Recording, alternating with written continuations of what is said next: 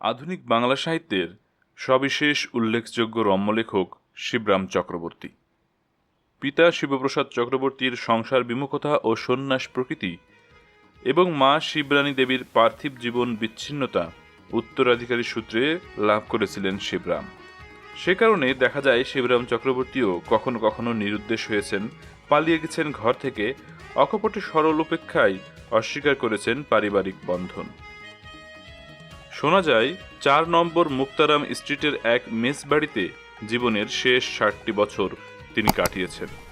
প্রথমে ওই মেস বাড়িতে পাহারাদার হিসেবে ছিলেন, পরে মেস মেম্বার হয়েছিলেন। শিবরাম চক্রবর্তী এ প্রসঙ্গে বলেন, মুক্তরামের মেসে শুক্তারাম খেয়ে তক্তারামে শুয়ে।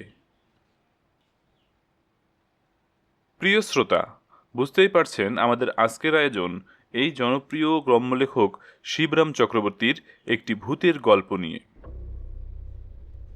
গল্পের নাম ভূতের সঙ্গে একই ঘরে।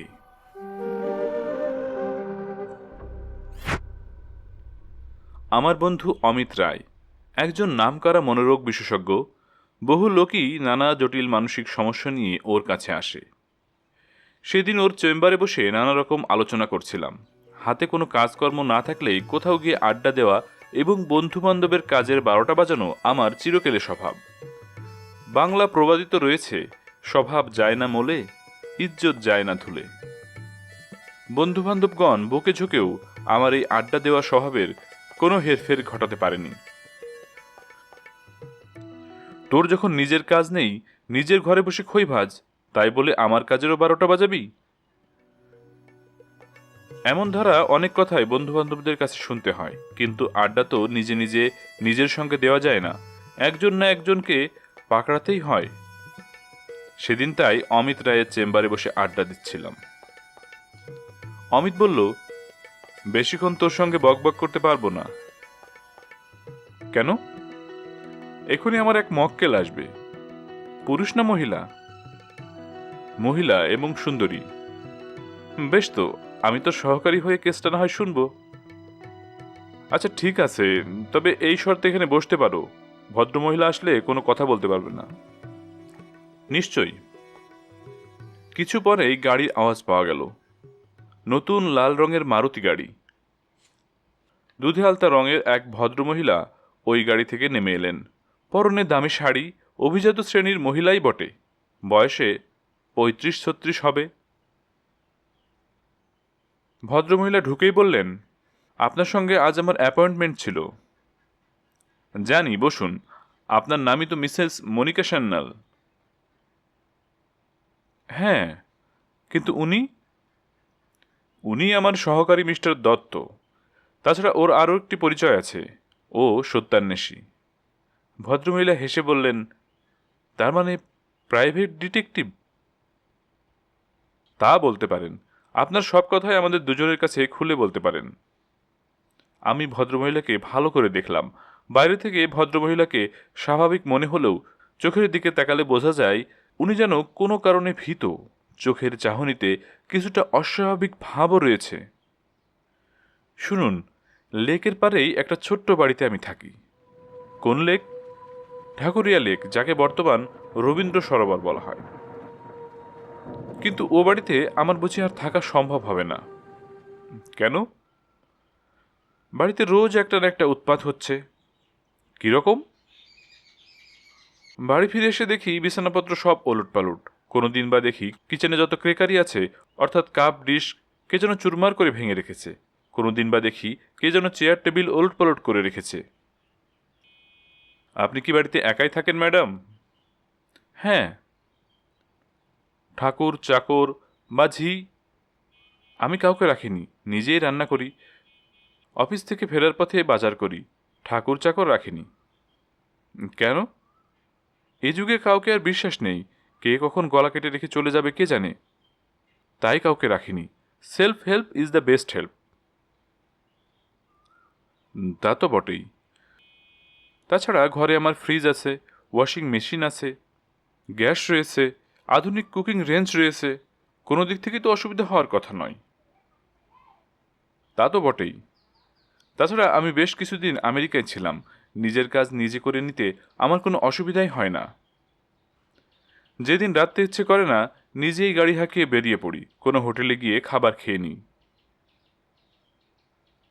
কিন্তু আপনার স্বামী মিস্টার সান্যাল, উনি থাকলে তো কথাই ছিল না। 3 মাস আগে দার্জিলিং যাওয়ার পথে উনি সড়ক দুর্ঘটনায় মারা যান। Very sad.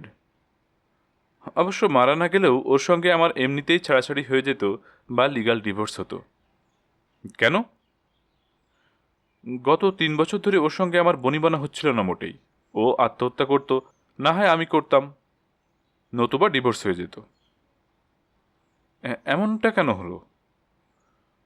ও ভীষণ নিষ্ঠুর প্রকৃতির লোক। প্রথমে বুঝতে পারিনি, ধীরে ধীরে ওর স্বরূপ প্রকাশ পায়। ওর প্রাণে দয়ামায়া বলে কিচ্ছু ছিল না। ও আমার বান্ধবী বা বন্ধুদের একদম সহ্য করতে পারত না, যা তা বলে অপমান করত।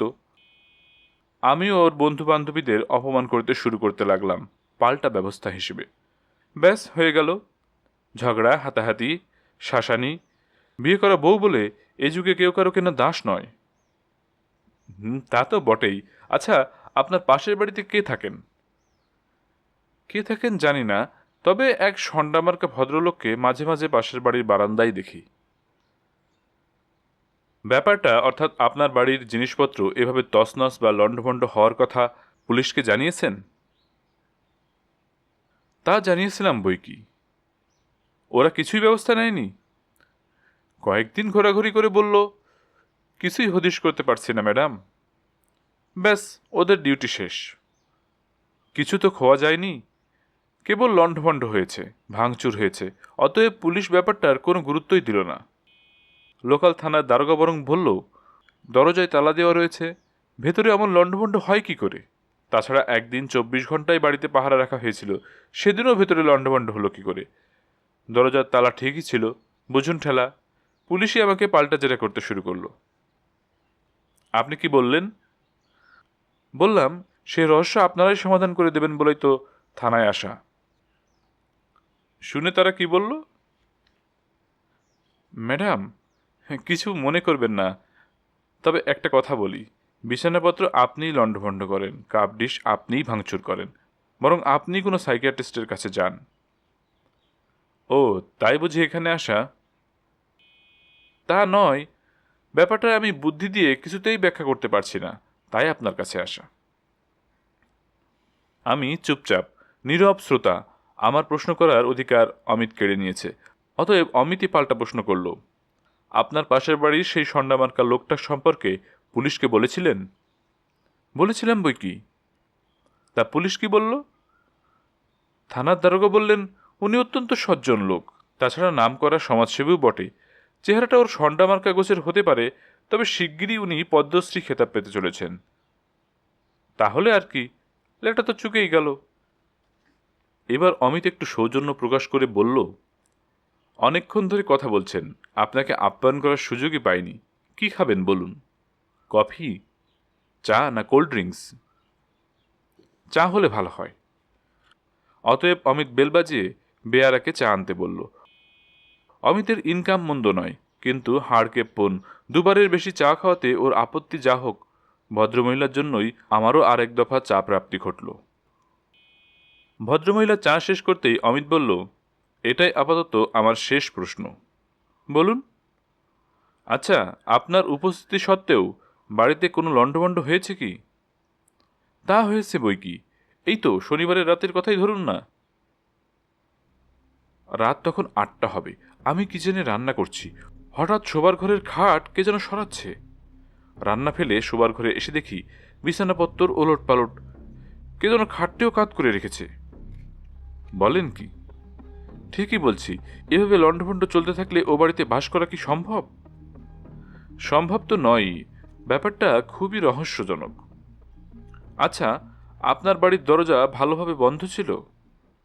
ছিল বই কি। কলাস্টেবল গেট টেনে তালা লাগিয়েছি, কাঠের দরজাও ভেতর থেকে বন্ধ করেছি, তারপরেও এই অবস্থা। এবার আমি বললুম, আপনি মহিলা হলেও সাহসী। আপনি ওই বাড়িতে একা 3 মাস কাটাচ্ছেন, আমি হলে এক রাতও কাটাতে পারতুম না। তবেই বুঝুন আমার অবস্থা কেমন সংকটজনক। যাকেই এ কথা বলি সে হেসেই উড়িয়ে দেয়, বলে আমার মাথার কোনো স্ক্রু ঢিলে হয়ে গেছে। কেউ বিশ্বাসই করতে চায় না। আপনি কোথায় কাজ করেন? আমি একটা ফার্মের পার্সোনাল ম্যানেজার। বলুন আপনারাই, আমার মাথা যদি খারাপ হবে তবে অফিসের কাজ কি করে সামলাচ্ছি? ভদ্রমহিলা টেবিলের উপরে 500 টাকা রেখে বললেন, এটা আপনার ফি। দেখুন, যদি কয়েকদিনের মধ্যে আপনারা কিছু ব্যবস্থা করতে পারেন, নইলে আমাকে অমন সুন্দর ছবির মতো বাড়িটা বেচে দিয়ে কোনো হোটেলে গিয়ে থাকতে হবে। অমিত কিছুক্ষণ ভেবে বলল, আগামীকাল রাতে একবার আপনার বাড়িতে যাব। অবশ্য সঙ্গে আমার ছোট বোন লিনা থাকবে, সে আপনার ওখানে একটা রাত থাকবে। আপত্তি কি? আলাদা ঘরও আছে, আপনারা দুজনও থাকতে পারেন, আর রাতের খাবারও আমার ওখানেই খাবেন। কিন্তু তাতে আপনার ওপর কি বেশি চাপ দেওয়া হবে না?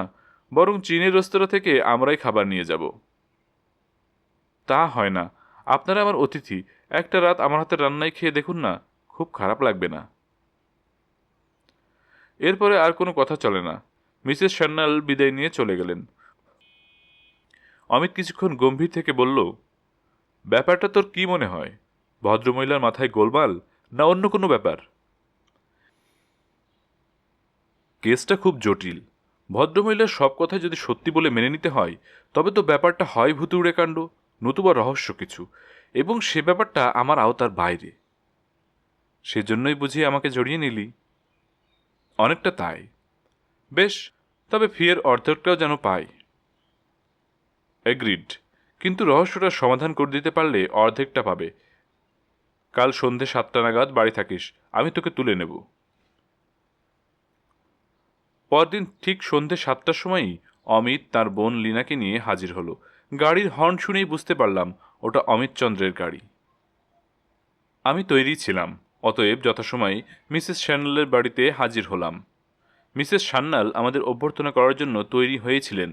গাড়ি বারান্দায় অমিত গাড়ি ঢোকাতেই উনি কাঠের দরজা খুলে, তারপর কলাপসিবল গেটে তালা খুলে বাইরে চলে এলেন। আসুন, আসুন, আসুন। আপনারা আসবেন বলেই সদর ফটকে এখনো তালা লাগায়নি। মিসেস সান্যালের সঙ্গে লিনার পরিচয় করিয়ে দেওয়া হলো। মিসেস সান্যাল সদর ফটকে তালা লাগালেন। অমিত জিজ্ঞেস করল, গাড়িটাকে ওখানে রাখবো না গ্যারেজে রাখবো? গ্যারেজে রাখুন, একটা রাত না থাকলে তা ব্যাপারটা বুঝতে পারবেন না। অতএব অমিত গাড়িটা গ্যারেজেই ঢুকিয়ে রাখল। আমি মিসেস সান্যালের বারান্দায় দাঁড়িয়ে পাশের বাড়ির সেই সন্ডামার্কা ভদ্রলোককে দেখতে পেলুম। বিশ্রী বদখত চেহারা, দেখলেই গুন্ডা বলে মনে হয়। আমরা ভেতরে ঢুকতেই মিসেস সান্যাল কলাপসিবল গেটে তালা লাগালেন 3টে। ভেতরে টিক উডের তৈরি কাঠের দরজাও বন্ধ করে দিলেন।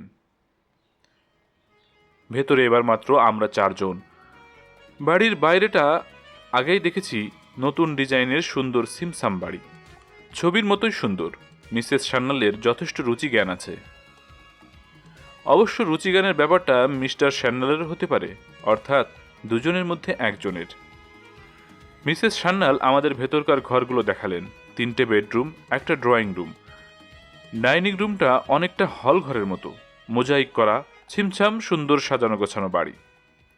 মিসেস সান্যাল বললেন, আপনাদের জন্য ফ্রাইড রাইস, চিংড়ির মালাইকারি, ফিশ ফ্রাই, চিকেন বাটার মশলা, চাটনি আর মিষ্টি। অসুবিধা হবে না তো? মোটেই না, বরং এই আইটেমগুলো আমাদের খুবই পছন্দ। আপনারা যখনই বলবেন খাবার সাজিয়ে দেব। আমি বললাম, ঠিক আছে, আগে এক দফা চা হয়ে যাক। চায়ের ব্যাপারে লিনারও আপত্তি নেই। চা খেতে খেতেই অমিত প্রশ্ন করল, আজ এখনো পর্যন্ত লণ্ডভণ্ড ব্যাপারটা ঘটেনি তো? না, তবে ঘটতে কতক্ষণ? ডাইনিং রুমে বসে 4 জনে চা খাচ্ছিলাম। করিডোরের শেষের বাথরুমের বালতি নড়াচড়া আর জল পড়ার শব্দ পেলুম। মিসেস সান্যাল বললেন, ওই নিন, শুরু হয়ে গেছে, আজ দেখছি বাথরুম থেকেই শুরু। 4 জনেই বাথরুমের দরজার কাছে গিয়ে চিৎকার করে বলে উঠলুম, কে বাথরুমে? জবাব দিন। বালতি নড়াচড়ার শব্দ পাওয়া গেল, কিন্তু জল পড়ার শব্দ বন্ধ হয়ে গেল। বাথরুমের দরজা ঠেলতেই খুলে গেল। কেউ বাথরুমে নেই, শুধু বালতিটা উল্টানো, বাথরুমটা জলময়। অমিত আর লীনা ভয়ে ভয়ে আমার দিকে তাকালো। আমি ততটা ভয় না পেলেও ওদের ঠিক ভরসা দিতে পারলুম না। মিসেস সান্যাল বললেন, আজ আপনারা তবু 3 জন আছেন। এ বাড়িতে একা আমার পক্ষে থাকা কতটা ভয়ের ব্যাপার দেখলেন। লিনাও বলল, সত্যি, আপনি যে কোনো মহিলা কেন, পুরুষের থেকেও বেশি সাহসী। শুধু রাতের বেলা কেন, দিনের বেলাতেও আমি এ বাড়িতে মোটেই থাকতে পারতাম না। ঠিক হলো, মিসেস সান্যাল ও লিনা এক ঘরে শোবে, আর আমি ও অমিত আরেকটা ঘরে শোব। আমি অমিতকে চুপে চুপে বললাম, ভদ্রমহিলার মাথা ও মন আমাদের থেকে অনেক বেশি সুস্থ। আমরা হলেও এতটা ধকল সহ্য করতে পারতাম না। অমিত মাথা নেড়ে সাই দিয়ে চুপে চুপে বলল, ব্যাপারটা দেখছি আমার আওতার পুরোপুরি বাইরে। ভাবছি ম্যাডামকে টাকাটা ফিরিয়ে দেব। আমি বললাম, সবে তো কলির সন্ধে, রাতে আরও কি কি ঘটে দেখা যাক। টেবিলে খাবার দাবার সব আনা হলো। লিনাও মিসেস সান্যালকে সাহায্য করল। রাত তখন 9:30 হবে। মিসেস সান্যালের রান্নার হাত সত্যি চমৎকার। অন্য সব ভাবনা চিন্তা দূরে সরিয়ে রেখে 4 জনেই বেশ আয়েশ করে খাচ্ছিলাম। খাওয়া তখনও শেষ হয়নি, কিছু বাকি ছিল। ঠিক ওই সময় রান্নাঘর থেকে ঝনঝনাত আওয়াজ আসতে লাগলো, সেই সঙ্গে কাপ ডিশ ভাঙার শব্দ। অমিত ভয়ে কাঁপতে কাঁপতে বলল, ম্যাডাম, এটা রীতিমতো ভুতুড়ে ব্যাপার। এতদিন ভূতের সঙ্গে আপনি কি করে রয়েছেন তাই ভাবছি। লিনাও একপাশে দাঁড়িয়ে দাঁড়িয়ে ভয়ে কাঁপছিল। আমি গিয়ে সরষের তেলের টিনটা তুলে রাখলাম, রান্নাঘরের দরজাটা বাইরে থেকে বন্ধ করে দিয়ে চিৎকার করে জিজ্ঞেস করলাম, কে আপনি? এমন তুলকালাম কাণ্ড কেন করছেন? এতে আপনার কি লাভ? ভেতর থেকে একটা গোঙানির শব্দ পাওয়া গেল। মিসেস সান্যালও গোঙানির শব্দ শুনে ভীষণ ভয় পেয়ে বললেন, এই প্রথম গোঙানির শব্দ শুনতে পেলাম। এতদিন শুধু ভাঙচুর ওলটপালট হয়েছে, কাল থেকে আমি আর এই বাড়িতে থাকব না। অমিত ভয়ে ভয়ে বলল, ভূতের সঙ্গে এ বাড়িতে জীবিত কোনো মানুষের থাকা সম্ভব নয়। আপনি কি করে এতদিন কাটালেন, অবাক হয়ে তাই ভাবছি। লিনা বলল, আমারও ভীষণ ভয় করছে, আজ রাতটা ভালোই ভালোই কাটলে হয়। আমি লিনাকে ভরসা দিয়ে বললাম, একদিন উনি যখন এ বাড়িতে একা একা কাটিয়েছেন, একটা রাত আমরা কি 4 জন কাটাতে পারবো না? আমার কথায় লিনা তেমন ভরসা পেল না। অমিত এদিক ওদিক তাকাতে তাকাতে ঠকঠকিয়ে কাঁপতে লাগলো।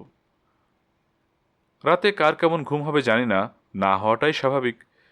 মিসেস সান্যাল আর লিনা এক ঘরে, আমি আর অমিত অন্য ঘরে। তখন মাঝরাত হবে, ঘুমে চোখ জড়িয়ে আসছিল। এমন সময় দরজায় জোরে জোরে ধাক্কা। আমি অমিতকে ডেকে তুলে বললাম, কে যেন দরজায় জোরে জোরে ধাক্কাচ্ছে রে। লিনা বা মিসেস সান্যাল ওদের কোনো বিপদ হয়নি তো? আমি জিজ্ঞেস করলাম, কে দরজায়, লিনা নাকি মিসেস সান্যাল? কোনো সাড়া শব্দ নেই, দরজায় জোরে জোরে ধাক্কা চলছেই। অমিত চাদরে চাপা দিয়ে বলল, ব্যাপার ভালো নয়, কোনো রকমে আজ রাতটা ভগবানের দয়ায় কাটাতে পারলে হয়, দরজা একদম খুলবি না। আমি শিউরে উঠে বললাম, কিন্তু ভূত যদি হয়ে থাকে তবে দরজা ভেঙেও তো ঢুকতে পারে, ভূতের পক্ষে কোনো কিছুই অসম্ভব নয়। অমিত প্রায় কাঁদো কাঁদো হয়ে বলল, আমি কিছু জানি না, কি কুক্ষণে যে এখানে এসেছিলাম কে জানে। হয়তো অমিত কাঁদতে কাঁদতে ভয়ে মূর্ছাই গেল, কি যে করব কিছুই বুঝতে পারছি না। ওদিকে দরজার ওপাশ থেকে আবার গোঙানির আওয়াজ পাওয়া যাচ্ছে। আমি মনে মনে ঠিক করে নিলাম, যতই দরজা ধাক্কাক না কেন, দরজা না ভেঙে ঢোকা পর্যন্ত কিছুতেই দরজা খুলব না। কিন্তু কিছু পরেই মেয়েলি গলার আওয়াজ শোনা গেল, আগুন আগুন, সন্তুদা, অমিতদা, তাড়াতাড়ি দরজা খুলুন। তারপর আলো জ্বেলে দরজা খুললাম। অমিত চাদর ফেলে দিয়ে তড়াক করে লাফিয়ে উঠল। দেখলাম লিনা আর মিসেস সান্যাল ভয়ে রীতিমতো কাঁপছেন। দরজা খুলে আমরা 4 জনেই বাইরে চলে এলাম। রান্নাঘরের ওদিক থেকে দাও দাও করে আগুন জ্বলছে। পাশের বাড়ির ওই বিশ্রী দেখতে লোকটা বললেন, কোনো ভয় নেই, আপনারা আমার বাড়িতে চলে আসুন, আমি ফায়ার সার্ভিসে খবর পাঠিয়েছি, ওরা এলেন বলে। আপনাদের রান্নাঘরটা আমার শোবার ঘর থেকে দেখা যায়। আমি শেষ রাতের দিকে বাথরুমে যাবার জন্য উঠি, জানালা দিয়ে আগুন দেখেই দমকলে খবর দিয়েছি। অমিত গ্যারেজ থেকে গাড়ি এনে ভদ্রলোকের বাড়ির সামনে রাখল। মিসেস সান্যালও নিজের মারুতি গাড়িখানা গ্যারেজ থেকে নিয়ে এলেন। বলা যায় না যদি গ্যারেজে আগুন লাগে। আগুন জ্বলছে দাও দাও করে, সেই সঙ্গে একটা অট্ট হাসিও শোনা গেল। কিছুক্ষণের মধ্যেই দমকলের 4টে গাড়ি চলে এলো। লেকের পাড়েই বাড়ি, অতএব জলের অভাবও হলো না। কয়েক মিনিটের মধ্যেই দমকলের লোকেরা আগুন নিভিয়ে ফেলল। মিসেস সান্যাল স্বস্তির নিঃশ্বাস ফেলে বললেন, যাক, বেডরুমগুলোর কোনো ক্ষতি হয়নি। এদিকে সকালও হয়ে এলো। ফায়ার সার্ভিসের লোকেরা আগুন নিভিয়ে আবার ঘন্টা বাজাতে বাজাতে ফিরে গেল। পাশের বাড়ির ওই ভদ্রলোকটি আমাদের সকালের চা পানে আপ্যায়িত করলেন। ওই ভদ্রলোকই বললেন, মিসেস সান্যাল, আপনাকে একটা কথা বলবো বলবো করেও বলতে পারিনি। মিসেস সান্যাল বললেন, সংকোচ না করে বলে ফেলুন। আমার মনে হয় আপনার মৃত স্বামী এখনো এ বাড়ির মায়া কাটাতে পারেনি। কি করে বুঝলেন? মাঝে মাঝে চাঁদনি রাতে মিস্টার সান্যালকে আপনার বাড়ির লনে এবং বারান্দায় ঘুরতে দেখি। মরে গিয়েও লোকটা আমাকে তাহলে জ্বালাচ্ছে? অনেকটা তাই। আপনি কি করতে বলেন? শান্তি সস্তায়ন করা দরকার। বাড়িতে অষ্টপ্রহর কীর্তন দিন, আর গয়ায় গিয়ে আপনার মৃত স্বামীর শ্রাদ্ধ করে পিণ্ডদানের ব্যবস্থা করুন। এতদিন ভূতের সঙ্গে ঘর করে আপনি যে বেঁচে আছেন, এই যথেষ্ট। আমি বললাম, আমারও ওই একমত। আমরা হিন্দু যখন, সংস্কার তো মেনে চলতেই হবে।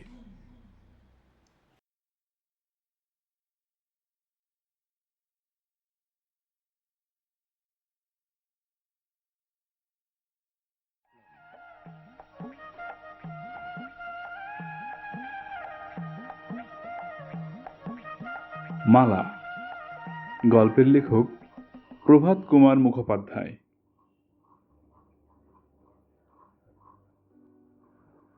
আমি বড় সরকারি চাকরি হলেও আমার চাকরি তখন বদলির চাকরি। আজ এই শহরে, কাল অন্য শহরে, এইভাবে আমাদের কাজ করতে হতো। 5-6 বছরের বেশি এক জায়গায় থাকতে পারতাম না। সাব ডেপুটি থেকে চাকরি শুরু হয়েছিল। এখন আমি পুরোপুরি ডেপুটি ম্যাজিস্ট্রেট। ভবিষ্যতে আমার পুরোপুরি ম্যাজিস্ট্রেট হবার প্রবল সম্ভাবনা। কাজের চাপ আমার যথেষ্ট থাকতো। কোনো সময়ই বিশ্রাম পেতাম না, এমনকি ছুটির দিনগুলোতেও কাজ করতে হতো। তবে একটা সুবিধে ছিল, যেখানে যেতাম সঙ্গে সঙ্গে ফ্রি সরকারি কোয়ার্টার পেতাম, আর উঁচু সরকারি চাকরির সুবাদে চাকর ঝি পেতেও অসুবিধা হতো না। সেবার আমি বদলি হলাম ছোট একটা শহরে। শহর ছোট হলেও প্রাকৃতিক দৃশ্য বেশ চমৎকার।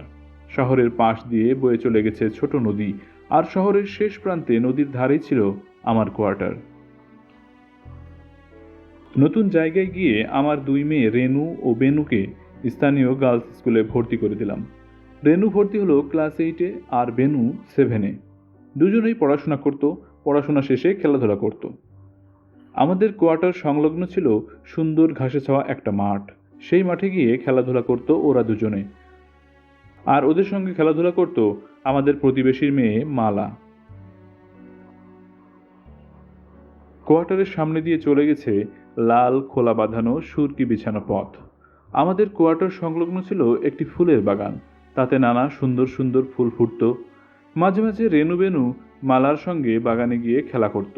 মালার বয়স হবে 11-12 বছর। মেয়েটি নাকি দারুণ সুন্দরী, তার ব্যবহারও নাকি খুব ভালো। এই সবই শুনেছিলাম রেনু ও বেনুর মুখে। আমার স্ত্রী সবসময় কাজ নিয়ে ব্যস্ত, তাই আমাদের সময় ছিল না ওদের ওসব দেখবার।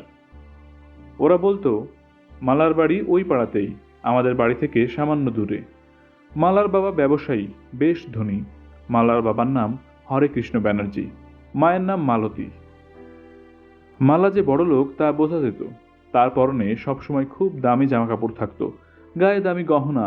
ওই সব গহনা পরে সে দিব্যি ঘুরে বেড়াতো। তার কোনো ভয় ডরও ছিল না, সর্বদা সে ছিল হাসি খুশি।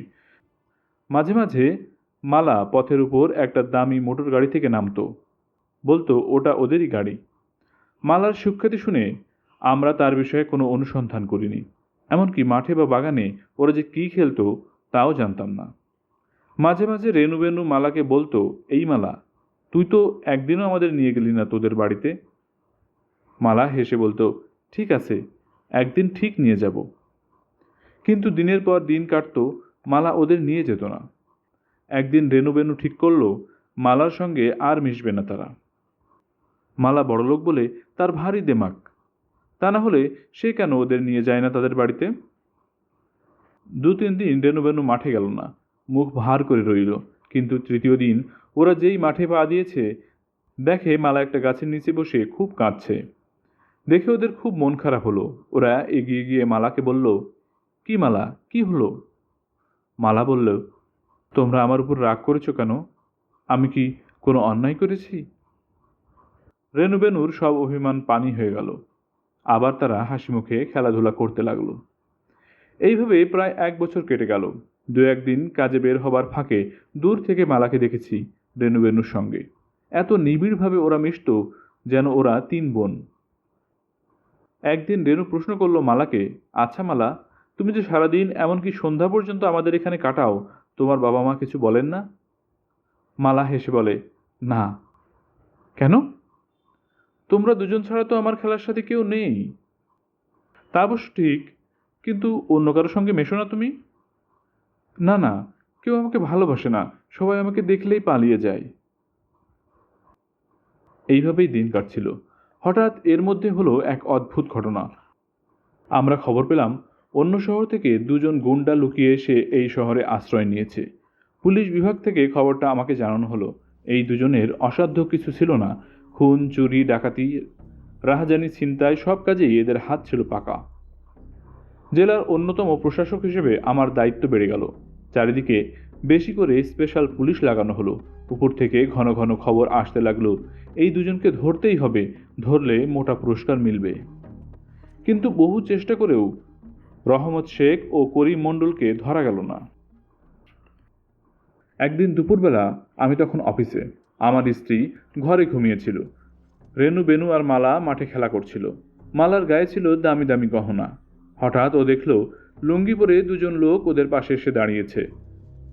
রেনু, বেনু বা মালা কেউই ওদের চিনত না। ওরাই বিখ্যাত গুন্ডা, খুনে রহিম শেখ আর করিম মণ্ডল।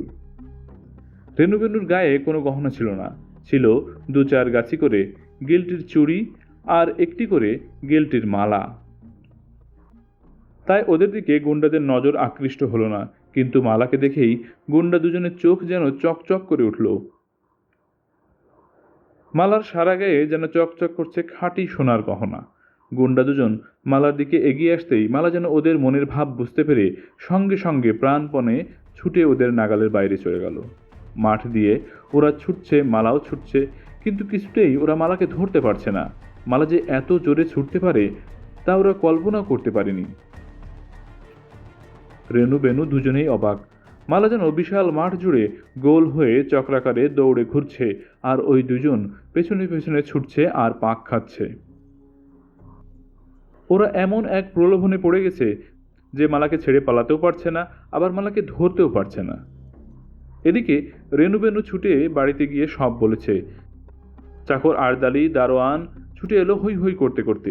আশপাশের বাড়ি থেকে অনেক লোক ছুটে এলো। সকলে মিলে ঘিরে ফেললো গুন্ডা দুজনকে। এদিকে এই ফাঁকে মালা যে কোথায় অদৃশ্য হলো কেউ বুঝতে পারল না। সব লোকজন এসে গুন্ডা দুজনকে 4 ধার থেকে ঘিরে ফেলল। তারা কোমর থেকে ছোরা বের করেছিল, কিন্তু লাঠি আর 10-12 জন লোককে দেখে তারা বাধ্য হয়ে ছোরা ফেলে দিল। সকলে মিলে তখন গুন্ডা দুজনকে দড়ি দিয়ে বেঁধে ফেলল। দেখতে দেখতে চারিদিকে হৈ হৈ পড়ে গেল। থানা থেকে পুলিশ বাহিনী এলো, এদের ভ্যানে করে তুলে নিয়ে গিয়ে গারদে পড়ল। আমার কাছেও খবর এলো। সব শুনে আমি তো বিস্ময়ে হতবাক। এ কি ভীষণ ব্যাপার! আমার মেয়েরা আর মালা ওই 2জন গুন্ডার পাল্লায় পড়েছিল, কিন্তু গুন্ডা দুটো ধরা পড়ল কি করে? বাড়ি এসে বিস্তৃতভাবে সব ঘটনা শুনলাম। আমি বললাম, তাহলে গুন্ডা দুটোকে ধরার সব কৃতিত্ব তো মালার? রেনু, বেনু বলল, সত্যি বাবা, মালা যে কি জোরে ছুটতে পারে তুমি কল্পনাও করতে পারবে না। আমি বললাম, নিশ্চয় পারবো। ওই 2জন খুনে গুন্ডার সঙ্গে পাল্লা দিয়ে প্রায় 8 ঘন্টা দৌড়ানো কি সোজা কথা? এদিকে গুন্ডা দুজনকে ধরার জন্য আগে থেকেই সরকার 5,000 টাকা পুরস্কার ঘোষণা করেছিলেন। আমি উপরে নোট লিখে জানালাম এই পুরস্কার মালা নামে একটি মেয়ের প্রাপ্য, কারণ তারই কৌশলে গুন্ডা দুটি ধরা পড়েছে। আসল ঘটনা কি কি ঘটেছিল সব আমি ওই নোটে লিখে দিলাম। কয়েকদিন পর উপর থেকে নোট এলো, মালা কে, তার বাবার নাম ঠিকানা কি যেন উপরে জানানো হয়। আমি শুনেছিলাম মালার বাবার নাম হরেকৃষ্ণ ব্যানার্জি। আমি তখন 2-3 জন পুলিশ কনস্টেবল নিয়ে বের হলাম মালাদের বাড়ির সন্ধানে। কেউ ওদের চিনতে পারল না। অবশেষে একজন বুড়ো ভদ্রলোক বললেন, প্রায় 30 বছর আগে শহরের দক্ষিণ প্রান্তে একটা বাড়ি করে বাস করত হরেকৃষ্ণ ব্যানার্জি নামে এক ভদ্রলোক, তার স্ত্রী ও মালা। কিন্তু প্রায় 30 বছর আগে কলেরা হয়ে 3জন একসঙ্গে মারা যায়। সেই থেকে ওই বাড়িটা একরকম পুরো বাড়ি হয়ে পড়ে আছে। ওদের কোনো আত্মীয় স্বজন ছিল না বলে সে বাড়িতে কেউ বাস করেনি। আমার সারা গায়ে যেন কাঁটা দিয়ে উঠল কথাটা শুনে। মালা তাহলে প্রেতাত্মা? অথচ সে দিন রাত খেলা করে আমারই 2 মেয়ের সঙ্গে। তারই কৌশলে গুন্ডা দুজন ধরা পড়ল। কি করে ওইটুকু মেয়ে এত জোরে ছুটছিল, এবার যেন তার হদিস খুঁজে পেলাম। আমি তখন উপরে জানিয়ে দিলাম যে হঠাৎ অসুস্থ হয়ে মালা মারা গেছে, সুতরাং কাউকে পুরস্কার দিতে হবে না। তারপর বাড়িতে আমার স্ত্রীকে গোপনে সব কথা বললাম। স্ত্রী শুনে ভয় পেল বটে, তবে আমরা ঠিক করলাম এসব কথা রেনুবেনুকে বলবো না, কেবল মালার সঙ্গে ওদের মিশতে বারণ করব।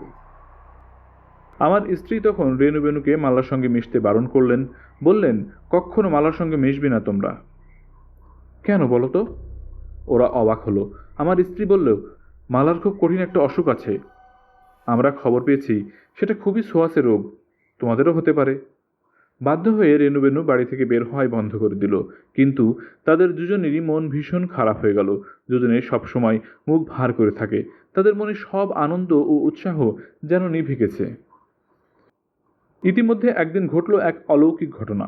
সেদিন সন্ধেবেলা রেনুবেনু বসে বই পড়ছে, আমার স্ত্রী রান্নাঘরে রান্না করছে। আমি রেনুদের কাছে বসে একটা পুরনো কেসের নথিপত্র সব পরীক্ষা করছি। হঠাৎ রেনু কেমন একটা শব্দ করে উঠল। তারপরেই সে অজ্ঞান হয়ে লুটিয়ে পড়ল। আমার স্ত্রী ছুটে এলেন, আমিও কাছে গেলাম। স্ত্রী ওর মাথায় পানি ঢালতে লাগলেন। হঠাৎ রেনু উঠে বসল। তার দু চোখ জবা ফুলের মতো টকটকে লাল। সে হঠাৎ একটা কাগজ আর পেন্সিল নিয়ে কি যেন লিখছে। আমরা অবাক হয়ে দেখতে লাগলাম। প্রথমে খানিকটা রেনু হিজিবিজি কি যে লিখল ঠিক বোঝা গেল না। তারপর বেশ স্পষ্ট লিখতে লাগলো, কিন্তু সে হাতের লেখা যেন রেনুর হাতে লেখা নয়, অন্য কারোর হস্তাক্ষর। আমরা পড়তে লাগলাম। তাতে লেখা, মাসিমা, আমি মালা। আমি একান্ত নিঃস্ব হতভাগ্য একটি মেয়ে। আমার সঙ্গী সাথী কেউ নেই, আমি একদম একা।